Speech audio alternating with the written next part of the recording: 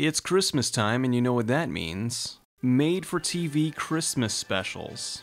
Back in the 70s and 80s, it seemed like every time there was something overwhelmingly popular, they made it into a Christmas special. You had good ones like the He-Man and She-Ra Christmas special, unusual ones like Christmas Comes to Pac-Land, and notoriously bad ones like the Star Wars Holiday Special. In 1986, the character of Max Headroom was a huge sensation. There was the TV show, the sci-fi show, Coke ads, and he even had a very popular song with The Art of Noise on the charts.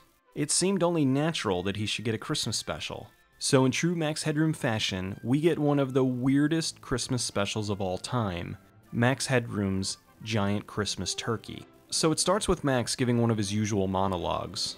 However, even he seems to be in disbelief over the fact that he has a Christmas special. Hi, Max Headroom here. Yes, believe me, as I live and dye my hair, this is really happening. Me, with you, at Christmas time. He goes off on a few different tangents, everything from why pygmies don't have Christmas. Yes, there's always a pygmy less well off than yourself. To how children ruin Christmas. Stuffing their little selves so full they end up throwing up all over that carpet and ruining Christmas for everybody else. The whole thing then switches gears for the first of many musical numbers. Max is in a horse-drawn carriage with a couple of kids singing a song about children during Christmas. The kids try to sing along, but they really phone it in. Mommy, where's my tea? I want a Christmas tree. Can I sit on your knee? Yeah. Max then reminds us that even though we want to, we probably shouldn't kill children. 'Cause I'm not the kind who'd ever say, kill them. I don't know anyone who'd think to kill them. The kids then have a snowball fight with snowballs that they must have gotten from Jack Frost. Max then goes to a house filled with all the Christmas trimmings, complete with rampant abuse of Star Wipe. Yes, an Xmas tree. It's, yes, a big room with, yes. Oh, this is marvelous.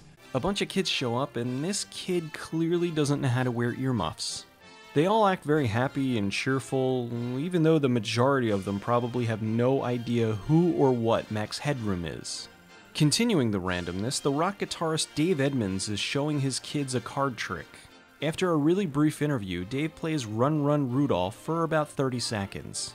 The Southwark Cathedral Choir then sings the only Christmas song I've ever heard that includes the words donkey poo. So shepherds and wise men, the heavenly crew, stood there for hours in donkey poo, when all they really wanted to do was to get back home in time for Christmas. The next guest in line is Bob Geldof. It gets kind of uncomfortable. What are the pies like? Try them. Have you any custard? No, we just like them bare here. They're like frosted hockey Jesus, pucks. Max. Did you spray these with hairspray? They sing the chorus of Max's song, Merry Christmas, Santa Claus. The song was pretty popular for a Christmas or two, and I'm pretty sure I had the 45 of it at some point, but it's long since disappeared. The Bob Geldof interview continues, and this kid in the background is bored out of his freaking mind. Some celebrities show up to wish Max a Merry Christmas. This doesn't feel forced at all. Happy Christmas, Max. And it's a hell of a party, too. It's terrific. It's good to be here, Max. You're a nut, Max. Hello, Max. Nice to be here. I thought it was very well put together. I'm not kidding. It's all part of it, you know. I think a few of them were high. It truly is a pleasure to be in this space capsule. Not many people know that, really. Electrifying television. Hey, thanks, Max. Wonderful, Max. Happy Christmas. Max goes into another song, only this time it's about sunglasses. It's really bad. Max interviews Robin Williams, which admittedly is a huge get. Robin was massive back in 1986. I love the guy, but in the interview he does his same old shtick. It's Christmas in New York, though. You know what I'm saying? People in the village are dressing up as Santa Claus. You better watch out. You better not pout. Oh! He knows if you've been bad, and that's all he cares about. This interview could have just as easily been done with Johnny Carson, and it would have been about the same. Merry Christmas from all over this great country of ours.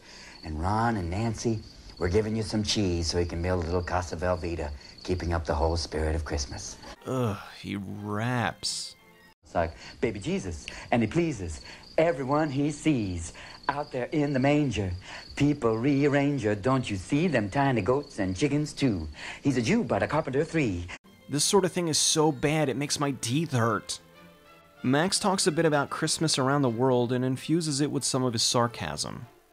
The final guest of the evening is none other than Tina Turner. My God, was her hair really that big? She gives him golf clubs for some reason. So the whole thing wraps up with everyone singing "Merry Christmas, Santa Claus, you're a lovely guy." Really, really odd. The whole thing has this really surreal quality about it. I mean, it doesn't seem like something that would exist, but it does.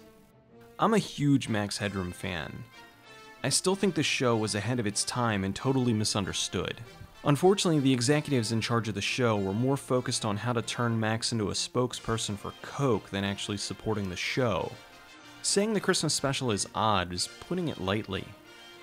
While on one hand, it definitely has that trademark Max sarcasm and weirdness, on the other, it most certainly was organized by some folks desperately trying to expand Max Headroom's brand into areas that don't make sense. It's got terrible production, bad songs, weird animation, and uncomfortable interviews. In the end, though, I'm glad it was made. What about Christmas in the Himalayas? You can hear the faint squeak of Japanese climbers persuading Sherpas to spend their Christmas halfway up Everest with 4 tons of camera equipment. Yes, it's the time of year when the Japanese are off making another documentary on the manly pursuit of hurtling down a mountain on a tea tray. Well, as the old Japanese saying goes, if it's worth doing, it's worth killing yourself for and taking a picture of it.